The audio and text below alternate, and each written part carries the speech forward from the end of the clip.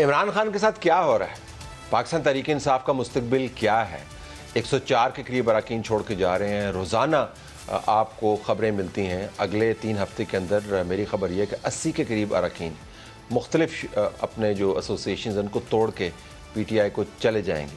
P T I جن لوگوں نے بنائی تھی وہ پی ٹی آئی کے بارے میں کیا سوچتے ہیں؟ اوریجنل پی ٹی آئی کہاں پہ گم ہو گئی ہے؟ ہمارے پاس 2 بانیان موجود ہیں پی ٹی آئی کے. اکبر اس بابر صاحب, بانی رہنما تحریک انصاف, ان کا بہت شکریہ, انہوں نے جوائن کیا. ان کی ویسے وجہ شہرت جو ہے وہ فارن فنڈنگ کیس, اس پر بھی ان سے بات کریں گے. فوزیہ قصوری صاحبہ, وہ بھی بانی رہنما تحریک انصاف کی, ہمیں اسکائپ پہ جوائن کر رہی ہیں, ان کا بھی بہت شکریہ. اکبر اگر آپ اجازت دیں تو فوزیہ سے as a concession to the convention and also important because ذرا دور بیٹھی ہوئی ہیں, ان سے پوچھ لیتے ہیں. فوزیہ, پہلے ذرا آپ یہ بتائیں کہ کیا آپ نے کبھی سوچا تھا کہ یا امیجن کیا تھا کہ عمران خان کے ساتھ یہ ہو رہا ہوگا؟ چلے بسم اللہ الرحمن الرحیم. طلعت, بہت شکریہ آپ کا کہ آپ نے اپنے پروگرام پہ انوائٹ کیا. میں تو سب سے پہلے یہ کہنا چاہوں گی Talat that it is really a very sad time for politics in Pakistan. آپ یہ دیکھیے, پاکستان تحریک انصاف جب یہ جماعت بنائی گئی تھی تو اگینسٹ لاٹ آف آڈز اور بہت یعنی کہ ان سے فیسز کے ساتھ میں جو لوگ سیاست موسٹلی پہلی دفعہ آ رہے تھے, انکلوڈنگ عمران خان ہمسیلف, جو کہ ایک سیاستدان کبھی نہیں تھے. یہ جماعت بنائی گئی تھی, بڑے ہوپس, بڑے ایسپریشنز, بڑے وعدے, بڑا مشن, بڑی آئیڈیالوجی مضبوط قسم کی لے کے یہ جماعت بنی تھی. اکیلے عمران خان کی جدوجہد نہیں تھی. yes, he was the face of the party, he was the leader, but اس کے اندر بہت سے thousands and thousands of people جو تھے with the passage of time اس کاروان میں شامل ہوتے گئے اور اس آئیڈیالوجی کو لے کے آگے بڑھتے رہے, اس امید سے کہ انشاءاللہ ایک دن پاکستان کے اندر انصاف ہوگا اور پاکستان کے اندر یہ جماعت آگے چل کے اگر کبھی موقع ملا تو پاکستان کی پولیٹیکل تقدیر بدلے گی.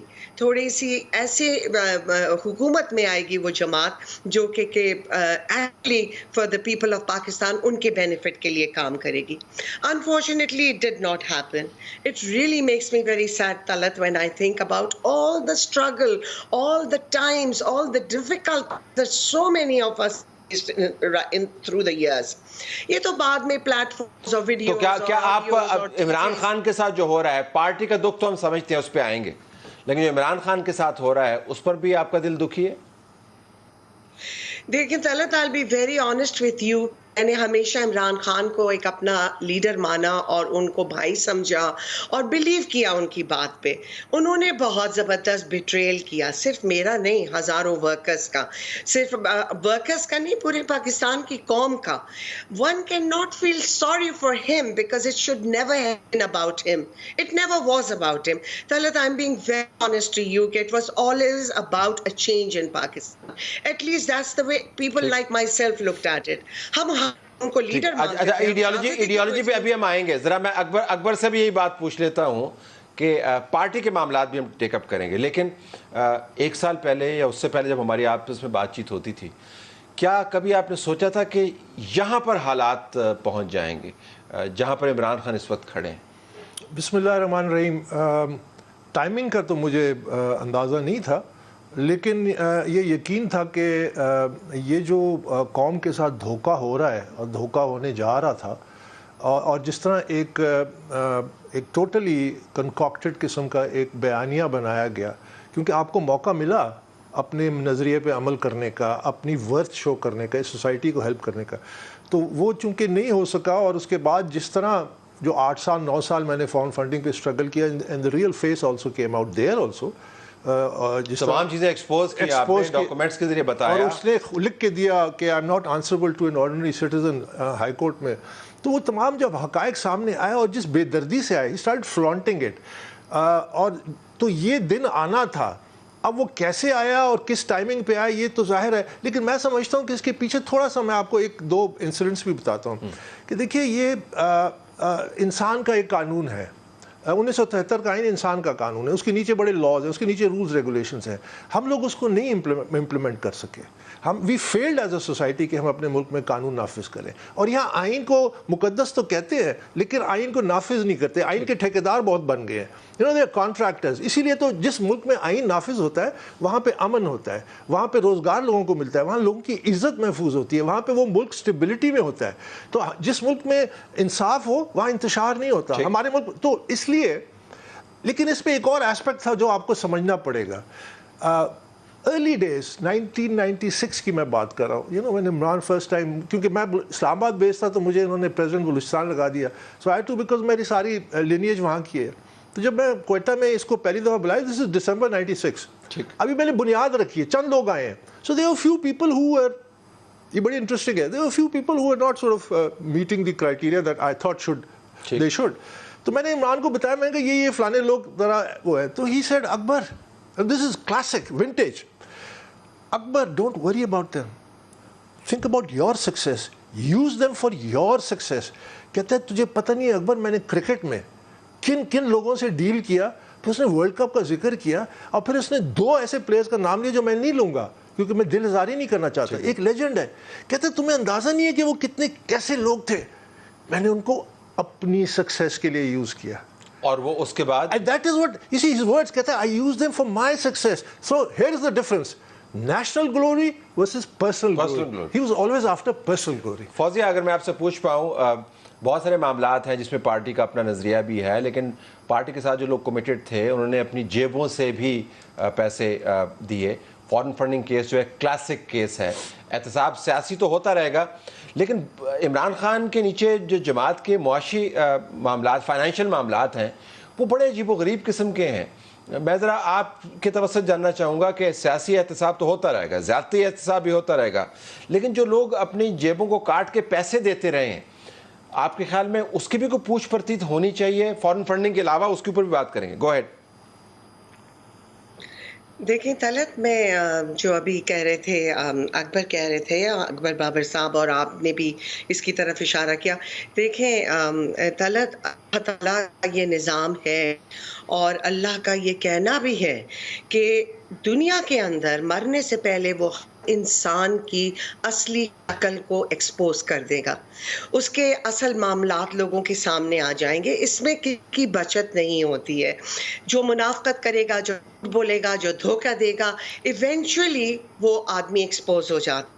اگر آپ بالکل پرسنل کرتے ہیں تو عمران خان نے بہت منافقت سے کام لیا ہے. جب ہم پارٹی میں تھے, and I was a member of the party, اور میں ویمن ونگ کی صدر تھی 17 سال تک, it was such a struggle within the party Talat, because اتنی hypocrisy تھی ہماری پارٹی کے اندر. جب ہم اپنی پارٹی کا کانسٹیٹیوشن لے کے بیٹھے, چیزیں امپلیمنٹ نہیں ہوئی, جو اتنے چیزیں, and the sad part was کہ اس کو چیلنج کرنے والے بہت کم ہوتے تھے. ہماری تو خیر کوئی حیثیت ہی نہیں تھی ویمن کی, بیکاز پوچھا ہی نہیں جاتا تھا. تو لہٰذا جس قسم کے لوگوں سے ہینڈ پکڈ عمران خان نے اپنے کو سراؤنڈ کیا, ان کو ڈسینٹ نہیں پسند تھی, ان کو یہ نہیں پسند تھا کہ کوئی, بہت دفعہ اکبر بابر نے تو خیر ماشاءاللہ بہت ہمت کر کے یہ فارن فنڈنگ کا کیس انہوں نے دائر کیا, مگر ایون کوئی بھی کہتا تھا, اور میں کافی ٹائم میں نے خان صاحب کو یہ بات کہی کہ دیکھیے شکایتیں آتی ہیں ہماری, اتنی فنڈ ریزنگ جو باہر ہوتی ہے, لوگ کہہ رہے ہیں کہ اس کے اندر بہت ہو رہا ہے. جو لوگ فائنانسز ہینڈل کرتے تھے پارٹی کے, سیف اللہ نیازی, عامر کیانی, اظہر طارق, ڈاکٹر عارف الوی, کبھی ان لوگوں کو پوچھا گیا؟ خان صاحب کبھی نہیں پوچھتے تھے. It was always ignored, it was always push side کہ نہیں یہ کوئی ضروری نہیں ہے, یہ غلط ہے, یہ غلط فہمی ہے. آج آپ یہ دیکھیے, those are the people who have jumped off the wagon جو عمران خان کی چل رہی تھی. they are the first people جنہوں نے کہا کہ ہم الگ ہو رہے ہیں, سوائے الوی صاحب کے, وہ تو اپنا ٹائم لے کے ہی نکلیں گے. الوی صاحب بھی آج جس طریقے سے انہوں نے وہ قانون کے اوپر سائن کیا, اس سے لگتا ہے کہ وہ بھی بس الگ ہو ہی گئے. عمران خان نے اپنے ساتھ جو کیا سو کیا, پارٹی کے ساتھ بھی بہت برا کیا, لوگوں کے پیسوں کے ساتھ بھی بڑا برا کیا.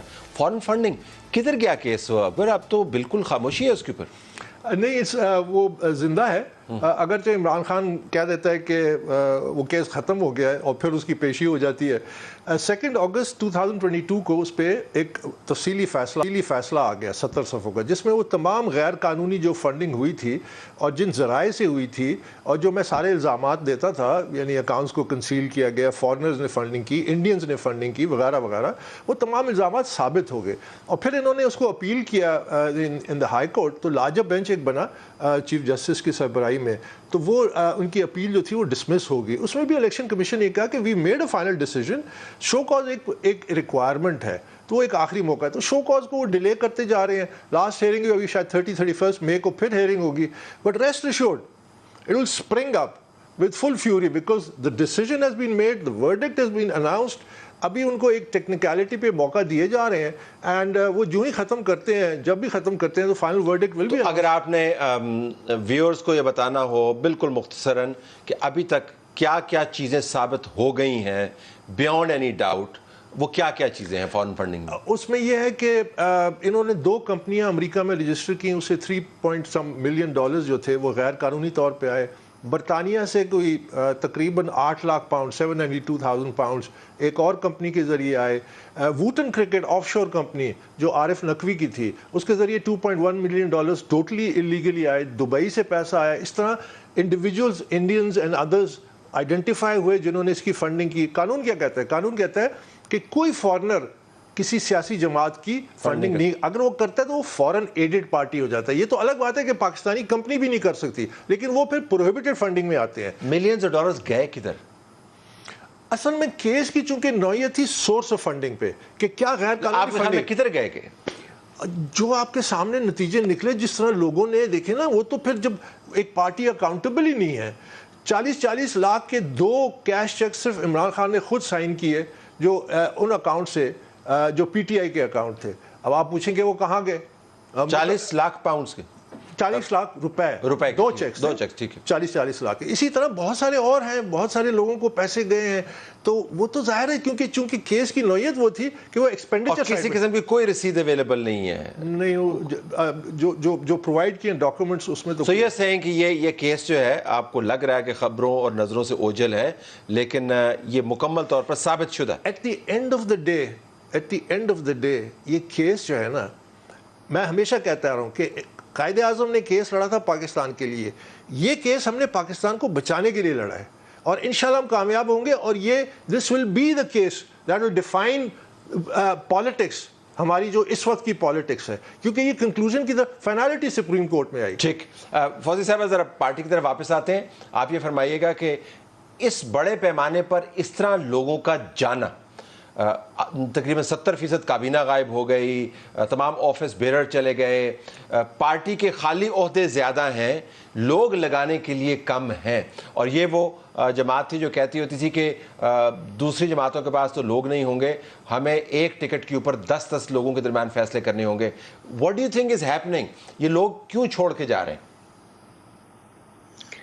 طلعت، میں یہ سمجھتی ہوں کہ جب آئیڈیالوجی نہیں ہوتی ہے نا، جب آپ کا کوئی نظریہ نہیں ہوتا ہے، جب آپ کا کوئی کاز نہیں ہوتا ہے، تو پھر اسی قسم کے کمپرومائزز انسان اپنی سیفٹی کے لیے، اپنے کے لیے، اپنی حفاظت کے لیے پیپل میک دیز.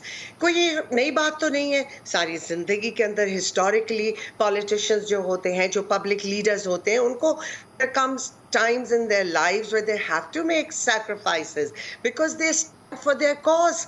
مگر جب آپ کی پارٹی کا لیڈر ہی یو ٹرن میں بلیو کرتا ہے اور وہ سمجھتا ہے کہ بہترین لیڈرشپ یو ٹرنز ہیں، جو کہ میں ایک پروگرام سن کسی اینکر کا کہ وہ کہہ رہے تھے دس از بیونڈ یو ٹرنز، یہ تو راؤنڈ اباؤٹ کر رہے ہوتے ہیں عمران خان صاحب.